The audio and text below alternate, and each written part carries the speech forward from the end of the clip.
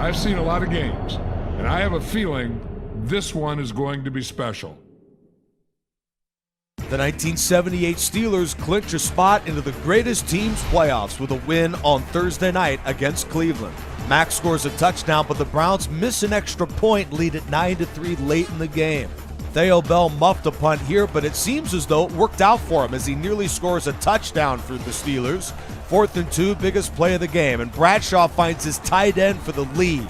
Benny Cunningham to put him up 10-9, and that missed extra point earlier for Cleveland is looming large here in the game's final minutes. Webster Slaughter for the first down, then on 4th and 3 at midfield, Kevin Mack runs the ball, and the Browns lose it on that stop from Mel Blount. Pittsburgh clinches the playoffs with a 10-9 win and a series sweep of Cleveland. Those Steelers will play host to Green Bay next week, who have a big game of their own against division rival Chicago. Reggie White got involved early in this one with a massive pick six of Jim McMahon to put the Packers on the board, but Chicago responds with the best running back in the game. That's Hall of Famer Walter Payton with his 14th rushing touchdown of the season. Favre would bounce back later in the game with a beauty to Don Beebe for the lead, 17-13 late in the game. Jim McMahon sacked here by George Kuntz. They get the ball back with under a minute left, 4th and 13. They'll go for it, and this time convert with Dennis McKinnon, but Chicago's out of timeouts. 4th and 8, this for the game. McMahon goes deep, and Leroy Butler picks him off. Green Bay makes things very complicated for the Bears with this 17-13 victory. Green Bay has won 3 in a row. The Buccaneers' Tom Brady has caught fire over the last month of this year. The biggest reason has been his teammate Mike Evans, who's really come on strong over the last few games. Mike Evans had his best performance of the season here. He doesn't cash just one touchdown, but with the Bucs in control early, he'd find the end zone yet again. Meanwhile, quarterback Tom Brady had a perfect passer rating in this one against the Super Bowl III champion Jets. Jones from 93 yards on a screen pass to blow out the New York Jets, who have been officially eliminated from the playoffs. Tampa 31, the New York Jets 10. One of the great games by a quarterback in league history. That's Tom Brady today. Here's a look at the complete AFC playoff picture after Week 13 of the year. There is a tight race for the wild card spot and currently in the 5 seed. Despite 2 losses in a row, it's still the 1972 Dolphins. They've got to turn this thing around to maintain that spot with so many teams on their heels. They'll play the underdog Jaguars in Jacksonville in Week 14, but they came out flat, especially on defense.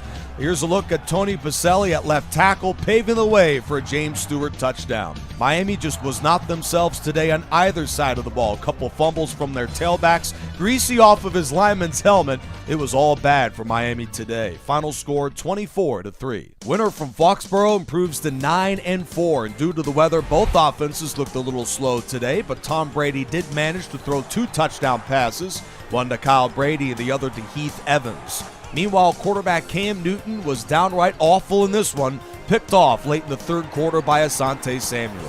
A big win due to defense from the 2007 Patriots, 17-7 New England's. 1991 Lions at the 2000 Ravens. Despite the winless season, it's been a terrific year for the Lions. Tailback Barry Sanders, but he saved his best performance of the season for this legendary Baltimore defense. He didn't score just once or even twice. How about in a span of 8 minutes, 3 rushing touchdowns for the Hall of Famer to put him up 21-0 late in the first half and 21-7 at the break. Trent Dilfer bounced back with a couple of touchdown passes to fullback Sam Gash, and it's a 1-score ball game. After a Lions field goal, they lead it by 10. Jamal Lewis doesn't just pick up the first down here, but he is gone. A touchdown for Baltimore, but a hold backs up the run. A brutal mistake on the Ravens, and Trent Dilfer on the next play is sacked for the 3rd time by Jerry Ball. The Lions win the game. After an 0-12 start, Detroit finally gets it done, and the Ravens are eliminated from the playoffs. Going into today, we have a total logjam in the wild card race out of the NFC. In the hunt, Seattle, Green Bay, and New Orleans have all caught fire, and we just saw Tampa Bay win against the Jets earlier today. So the 6-seeded St. Louis Rams have got to keep on winning in order to maintain that wild card position and even fight for the NFC West title. A Super Bowl 34 rematch out of Nashville, and Eddie George was a big proponent of the Titans' Super Bowl run that season and a big proponent of their success this year. He gallops in for his 5th rushing touchdown of the season, but Kurt Warner was fantastic today. He found Ricky Proehl, the slot receiver, for a pair of touchdown grabs. 17-10 late. McNair and the Titans need a late fourth quarter drive. It was a methodical march. It used up over 2.5 minutes. Tennessee marches deep into St. Louis territory, but on 3rd and 2, McNair is picked off by Tajay Allen. The St. Louis Rams, all they need is just to milk some of the clock to win the game. 3rd and 6 late, Warner finds Roland Williams, and the Rams win the game. St. Louis snaps a 3-game losing streak with a road win by the final 17-10. The 1998 Denver Broncos are now in a great spot for the AFC West title coming in, led by Hall of Famer John Elway. The Broncos have won 3 in a row, led by their offense, but it was the Colts offense that shined in the first half of this one at home. Joseph, a dive from 65, and then the special teams gets involved too. Terrence Wilkins from 104 yards all the way for an Indianapolis kickoff return touchdown. It's 21-3 Colts. Denver bounces back after this TD run with a 27-yard touchdown to Ed McCaffrey. One-score ball game with under 2.5 to go.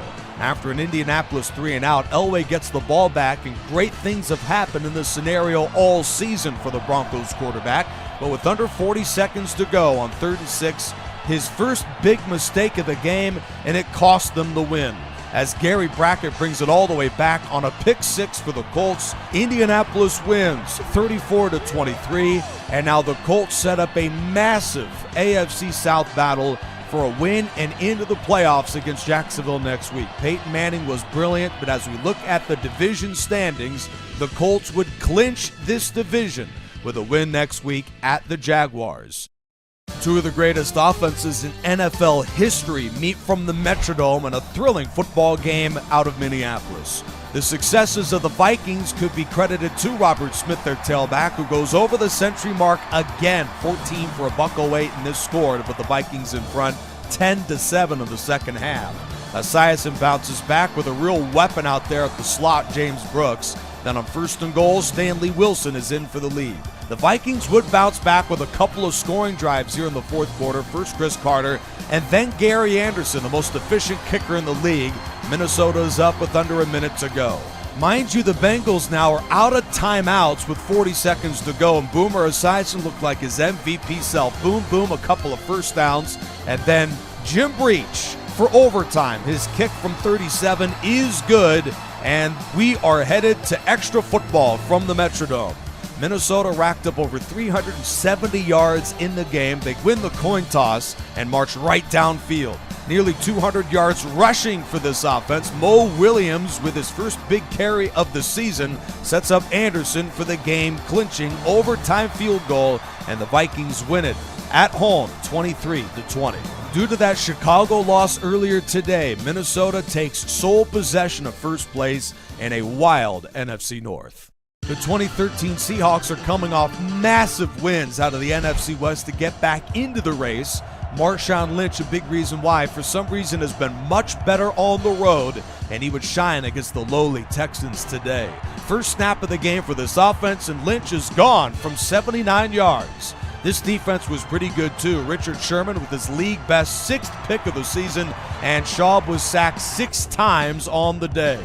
Houston has been shut out 22-0 and is eliminated from the playoffs. Seattle has won 3 in a row. The 2009 Saints and the 1998 Falcons have both won 2 games in a row, but Atlanta comes out here at home with their season at stake with a big performance against their division rival.